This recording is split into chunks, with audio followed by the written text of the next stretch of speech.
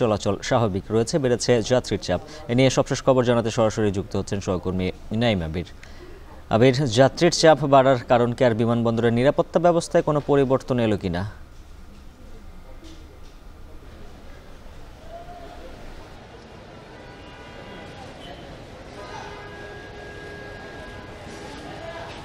উজ্জ্বল, যাত্রীচাপ বাড়বার কারণ তো নিশ্চয়ই যেটি জুলাই মাস অর্থাৎ গত মাসে আসলে সেইভাবে যাত্রী চলাচল করেনি। কারণ আপনি নিশ্চয়ই জানেন যে একটা দীর্ঘ সময় ধরে কারফিউ ছিল, ইন্টারনেট জটিলতা ছিল এবং একই সাথে রাস্তাঘাটের পরিবেশও খুব একটা ভালো ছিল না। সেই কারণেই কিন্তু যারা আসলে বিদেশে ভ্রমণ করতে আগ্রহী ছিল, বিভিন্ন পরিকল্পনা করেছিলেন, তারা যেতে পারেননি। তারা আসলে এই পরের মাসটা অর্থাৎ আগস্টে এসে সেই পরিকল্পনাগুলো করছে। দেশের পরিস্থিতি স্বাভাবিক হওয়ার পরে গণ অভ্যুত্থানের পরবর্তী সময়ে কিন্তু ফ্লাইট চলাচল বেড়েছে। আমি যদি ফ্লাইট চলাচল এবং যাত্রীদের একটু দৃশ্য আপনাদেরকে দেখাতে চাই, যে নিশ্চয়ই আপনি দেখতে পাচ্ছেন যে এই মুহূর্তে বেশ কিছু যাত্রী আমরা আসলে শাহজালাল বিমানবন্দরে দেখতে পাচ্ছি এবং প্রায় 30,000-এর মতো যে প্রতিদিন বিদেশি যাত্রী শাহজালাল বিমানবন্দর থেকে আসলে চলে যায় এবং 10,000-এর মতো অভ্যন্তরীণ যাত্রী আসলে শাহজালাল বিমানবন্দরে চলাচল করে। অর্থাৎ প্রতিদিন যে 40,000 যাত্রী শাহজালাল বিমানবন্দরে চলাচল করে, সেটি কিন্তু সেই সংখ্যাটি আসলে ধারণা করা হচ্ছে যে আজ থেকে সেটি আসলে সেই কোটাটি আসলে পূরণ করা শুরু হবে। কারণ এর আগে পুরো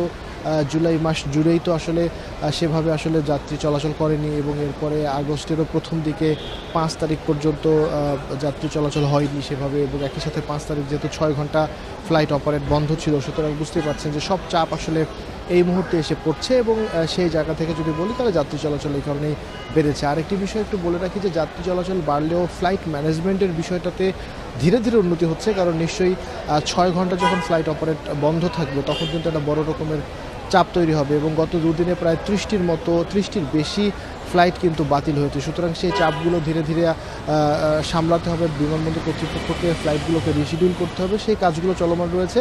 এবং আজকেও আমরা এসে দেখেছি দু একটি এয়ারলাইন্সের ফ্লাইট কিন্তু রিশিডিউল হয়েছে এবং একই সাথে কিছু ডিলেও রয়েছে। তো ডিলে সংক্রান্ত বিষয়ে যাত্রীদের কিছু ভোগান্তি তো রয়েছে, তবে সার্বিকভাবে এর আগের সময়গুলোর যে ভোগান্তি, রাস্তায় অসুবিধা থাকবার কারণে প্রায় 10 ঘন্টা 12 ঘন্টা 2 দিন আগ পর্যন্ত অনেকে চলে এসেছেন,